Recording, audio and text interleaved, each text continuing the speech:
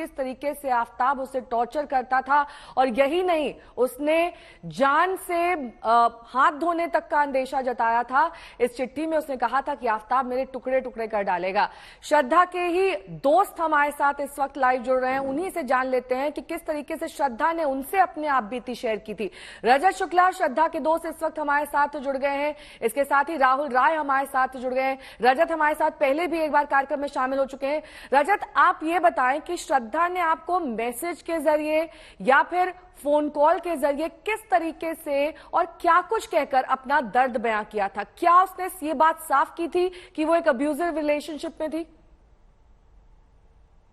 देखिए, 2019 के दौरान की ये बात थी। सिर्फ पहली बार पता चला था कि रिलेशनशिप में आए हैं ये। और तभी श्रद्धा ने हमारे ही कॉलेज ग्रुप की एक उसकी फीमेल बेस्ट फ्रेंड थी, जिसको इस बारे में जाहिर किया था कि किस तरीके से अब्यूजिव है लड़का, हाथ उठाता है, वॉयलेंट होता है।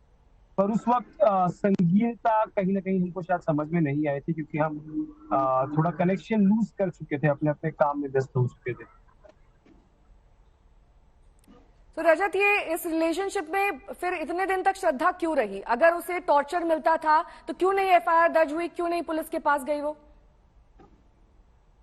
देखिए, मुझे ऐसा लगता है कि उस वक्त ये दुर्भाग्य की बात है कि हम जो सभी कॉलेज वाले दोस्त थे, ये कुछ इन्फ्लुएंस जरूर आफताब की ओर से रहा था कि उसने जानबूझकर ये पूरी कोशिश की थी किस तरीके से वो काट सके श्रद्धा के जो करीबी दोस्त हैं, उसकी फैमिली है, सबसे उसको दूर करके बिल्कुल अकेला कर सके, जिससे कि वो उसके ऊपर पूरा इन्फ्लुएंस कर सके और उसके इशारे पे जो भी चीजें हो वो हो। राहुल, आपसे क्या कुछ कहा श्रद्धा ने?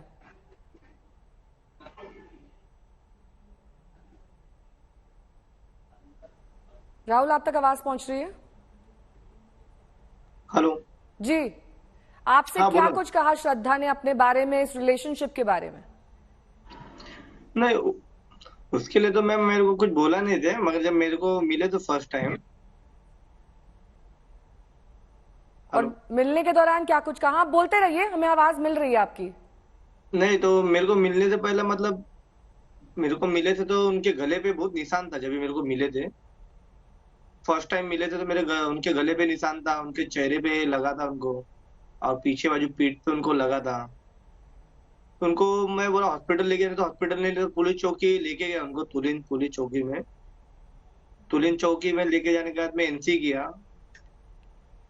श्रद्धा ने खुद लिख के दिया, पुलिस चौकी में एनसी लिख के दिया। उसके बाद उधर से हम लोग शाम को आए 4 बजे, उनको मैं सेक्टर 7 के पास छोड़ दिया। डॉक्टर प्रणव काबरा भी इस वक्त हमारे साथ जुड़ गए हैं। ये श्रद्धा के डॉक्टर हैं, इनसे कंसल्ट किया था श्रद्धा ने।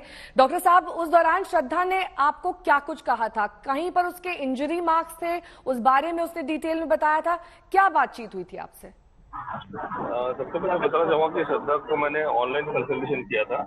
उनको मैंने फिजिकली कंसल्टिंग रूम में एडवाइस किया था आने के लिए, पर वो कभी टर्न अप नहीं हुए मेरे साथ। और फोन पे मेरी 2 से 2.5 मिनट उनसे बात हुई थी। एक थर्ड पर्सन के थ्रू वो मेरे कॉन्टेक्ट में आए थे, और कोविड का उस टाइम समय चल रहा था, तो ऑनलाइन कंसल्टेशन का चलन बहुत ज्यादा चालू था उस टाइम। तो वो चाह रहे थे कि मैं ऑनलाइन उनको मेडिकेशन प्रिस्क्राइब कर दूं, जो थोड़ा सा मतलब सेडेटिव मेडिकेशन दो, एंटी डिप्रेसिव हो, स्ट्रेस रिलीफ मेडिकेशन दो। But as per the government law, the medical law, FDA के हिसाब से हम मेडिकेशन के प्रिस्क्राइब नहीं कर सकते हैं ऑनलाइन। तो मैंने बोला आप आइए, क्या प्रॉब्लम है समझते हैं और फिर आगे बात करते हैं। मैं जो है आफ्ताब के साथ आती हूँ। आफ्ताब के साथ आने की बात कही उसने? उन्होंने बोला था कि आफ्ताब तो ही तो मैं कोरिलेट कर पाया कि ये वही सकता है जिसका ये मर्डर हुआ है, वरना तो। डॉक्टर साहब, क्या डिप्रेशन में थी श्रद्धा? क्या किसी तरह के मानसिक तनाव, डिप्रेशन से जूझ रही थी? 2-2.5 मिनट के इसमें तो ज्यादा कुछ समझ में नहीं आया, इसलिए हमने उसको एडवाइस किया था कि आप प्लीज जो है कि आप आइए हॉस्पिटल में। पर उस टाइम कोविड का प्रकोप था और हॉस्पिटल में किसी को आना डेफिनेटली नहीं अच्छा लग रहा था। तो आई थिंक इससे वो टर्न अप नहीं हुआ। अगर शायद कोविड नहीं होता तो वो कंसल्ट करने 100% जरूर आते हमारे पास, या और किसी डॉक्टर के पास गए होते।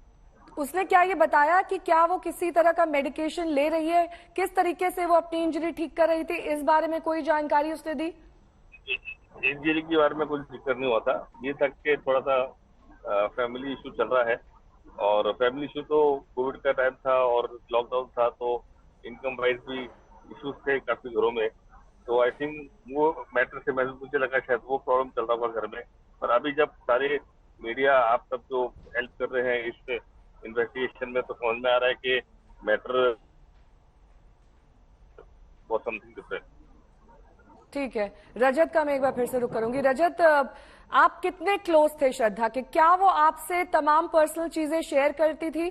क्या उसने इस लिव इन रिलेशनशिप के बारे में बताया था कि कैसे धीरे धीरे ये लिव इन रिलेशनशिप उसके लिए कितना बड़ा नासूर साबित हो रही थी, कितना बड़ा टॉर्चर था ये? देखिए, मैं शुरुआत से ही आपको बताऊं कि जिस तरह की लड़की थी वो, क्योंकि हमने बैचलर्स इन मास मीडिया साथ में किया था, 2015 से 19 तक हम संपर्क में थे।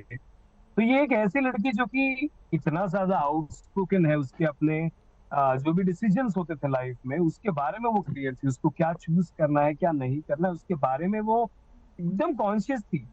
एक ऐसी लड़की जब एक रिलेशनशिप में आती है तो जाहिर सी बात है वो ऐसे ही किसी को तलाश करेगी या शायद अपने कंपेनियन के रूप में देखेगी जो जो कि उतना ही कूल हो और उसके लाइफ में और उतनी ही वैल्यू प्रदान करे। इतना ऐसा लगता था, मतलब कि शायद श्रद्धा हमारे वैलिडेशन का इंतजार नहीं करती। अगर उसको कोई अब्यूजिव रिलेशनशिप दिखता या कोई वॉयलेंट होता, वो जाहिर सी बात है अपनी आवाज उठाने के लिए पूरी तरह सक्षम थी। मतलब जैसे कि कुछ लड़कियां होती हैं वो सहज रूप में बहुत ज्यादा सौम्य होती हैं, उनको शायद ये चीज सिखाना समझाना पड़ता है कि आपको किस तरीके से एक सिविलाइजेशन में आप रह रहे, सोसाइटी में रह रहे हैं, तो सिविलियन राइट्स क्या होती हैं। श्रद्धा सब कुछ जानती थी।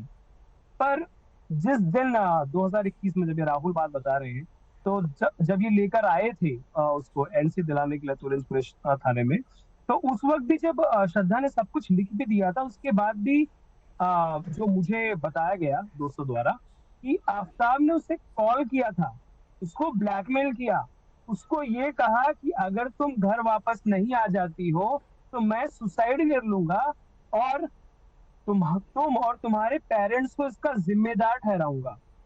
अब श्रद्धा, क्योंकि अब एक तो ये जरूरी कारण हो सकता है जिसकी वजह से वो कहीं ना कहीं वापस चली गई घर पे, और कुछ ना कुछ जरूर कुछ बहुत बड़ा था जो which is not visible to the naked eyes. हमको आपको शायद नहीं पता, शायद हम कभी, मतलब भगवान से मनाता हूँ मैं कि हम जान जाएं कि क्या वो बड़ा कारण रहा होगा जिसकी वजह से, क्योंकि मैं शुरुआत से लेके आज मेरा 8वां दिन है, मैं लगातार दोहरा रहा हूँ कि श्रद्धा वो किस्म की लड़की ही नहीं थी कि वो किसी इंसान के झांसे में इस तरह आ जाए या शादी की बात करे। ये सभी चीजें श्रद्धा की ही नहीं।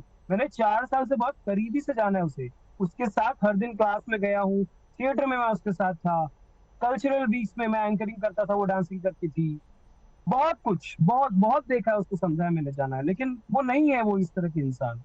वो किस तरीके से इतना हावी हो गया आफ्ताब उसके ऊपर कि इतना जाके ये वॉयलेंस बढ़कर एक मर्डर में तब्दीली हो गया, ये अपने आप में विश्वास करने के हिसाब का नहीं है। बिल्कुल मान ही नहीं सकता मैं कि ऐसा हो चुका है।